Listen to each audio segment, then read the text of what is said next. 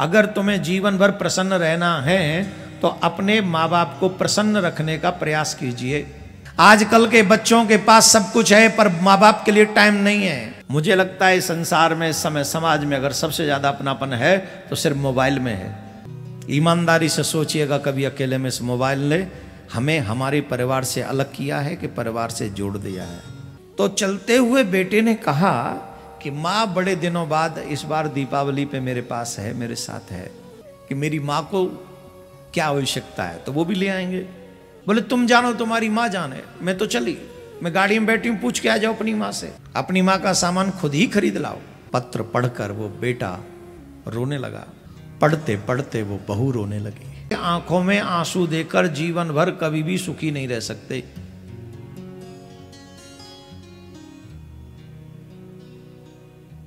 अगर तुम्हें जीवन भर प्रसन्न रहना है तो अपने माँ बाप को प्रसन्न रखने का प्रयास कीजिए।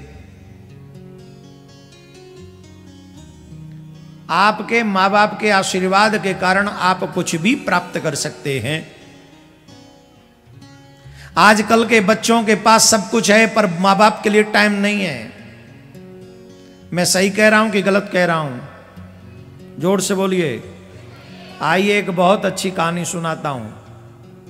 जितने भी बच्चे हैं, जितने भी माँ बाप हैं, इस कहानी को मन लगा के सुनो।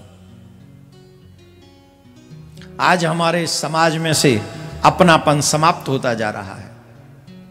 यहां आज हमारे समाज में अपनापन किसी से नहीं रहा है।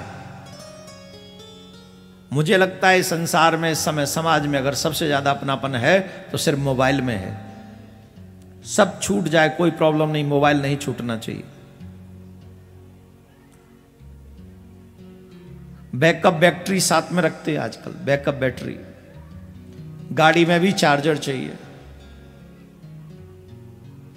इतनी चिंता तो ये अपने खाने की नहीं करते जितनी ये मोबाइल की चार्जिंग की चिंता करते हैं। ईमानदारी से सोचिएगा, कभी अकेले में इस मोबाइल ने हमें हमारे परिवार से अलग किया है कि परिवार से जोड़ दिया है। और ये जानते हुए भी मोबाइल ने हमने अपने बच्चों के हाथ में दिया है। गुनहगार कौन है? मेरी बात, हर चीज को आप आसानी से समझ लेते हैं, लेकिन कुछ बातें बहुत गहराई की होती है, उनको गहराई से ही समझो। एक बहुत अच्छी कथा है, सुनो। एक माँ शहर में रहने वाले अपने बहू बेटे के पास में गई। हमेशा गांव में रहती थी, पिताजी थे नहीं। दीपावली का समय था। उस मां ने सोचा कि चलो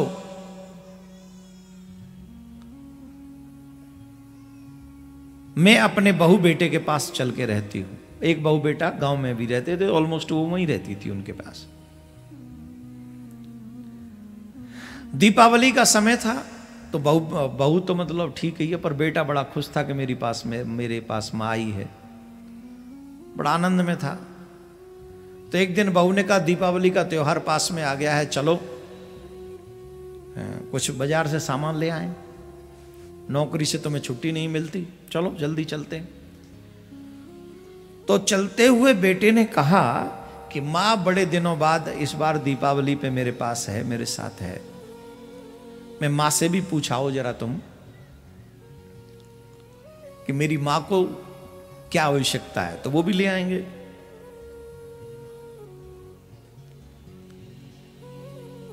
बहुत तुनक के बोली, तुम्हारी माँ बूढ़ी है,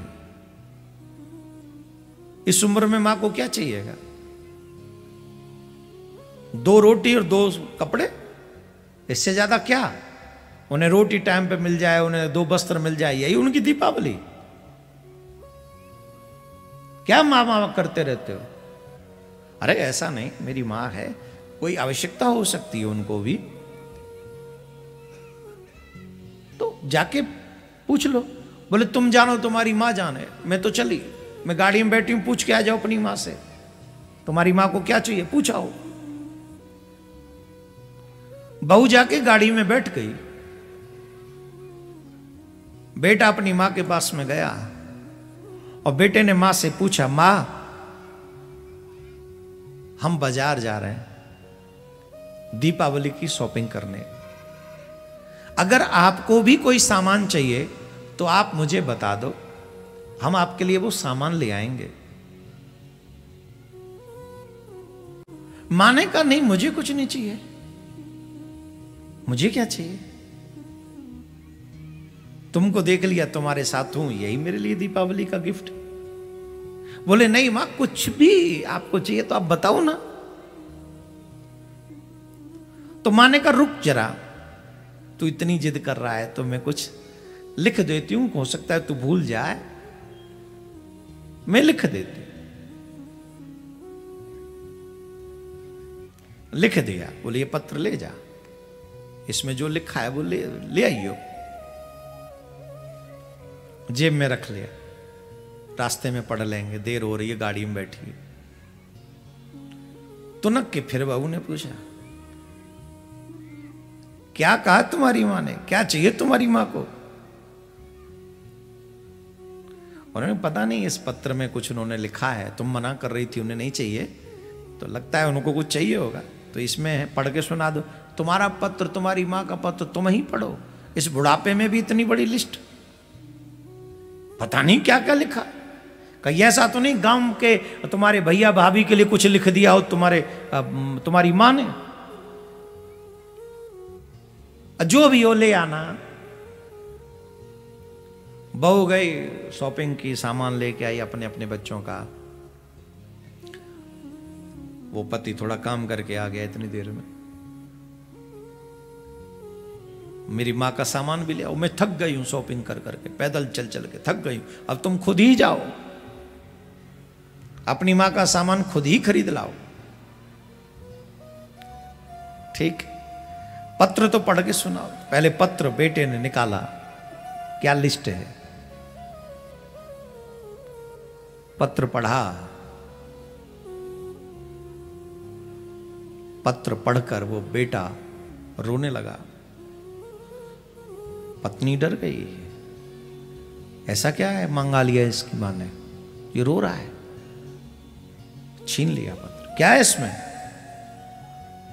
पत्र पढ़ा। उस पत्र में बहू ने पढ़ा जो मां ने लिखा। मां ने कहा, बेटा इस बुढ़ापे में मनुष्य की ज्यादा आवश्यकता नहीं रहती, ज्यादा आवश्यकता नहीं रहती बुढ़ापे में। बूढ़े मां बाप, जिन्हें अधिकांश लोग बुढ़े बुढ़िया कहकर बुलाते हैं, लोग भूल जाते हैं कि ये बुढ़े बुढ़िए जिनको हम बुढ़ा बुढ़िया कह रहे हैं, ये बुढ़ा बुढ़िया हमें जवान करने, पढ़ाने लिखाने में ही हुए हैं।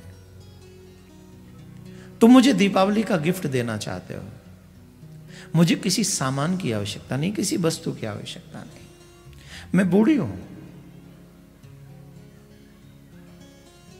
क्या पता अगली दीपावली में न देख पाऊं।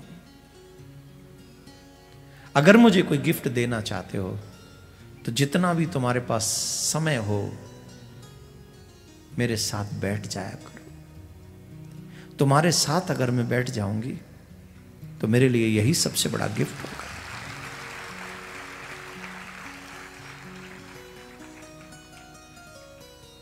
मैं तुम्हारा स्पर्श कर लूं, मैं तुम्हें कभी कभार अपने सीने से लगा लूं, कभी कभार अपना बचपन याद करके तुम मेरी गोद में सर रख के अपने मन की बात मुझसे करो। बेटा मैं ये जानती हूं कि मृत्यु सत्य है, तेरे पिता भी चले गए, मुझे भी जाना है, लेकिन अपनों के द्वारा तिरस्कृत होकर जो मृत्यु प्राप्त होती है वो बड़ी दुखदायी होती है, और अपनों के द्वारा प्रेम, स्नेह, पास, सानिध्य प्राप्त करके जो मृत्यु प्राप्त होती है वो मृत्यु बड़ी सुंदर होती है। दीपावली तो आती रहेंगी, जाती रहेंगी, पर दीपावली मेरी वही जब मेरा बेटा, मेरी बहू खुशी खुशी मेरे साथ कुछ समय मेरे एकांत, मेरे अकेलेपन में मेरी सहायता करे, मेरे साथ बैठ जाया करे। पढ़ते पढ़ते वो बहू रोने लगी, रोते रोते कहने लगी, मैं भी तो मां हूं, मेरी भी तो यही हाल बुढ़ापे में होगी। देखो तुम मुझे चाहे कम समय दिया करो, पर अपनी बूढ़ी मां के साथ ज्यादा बैठा करो, मैं भी बैठूंगी।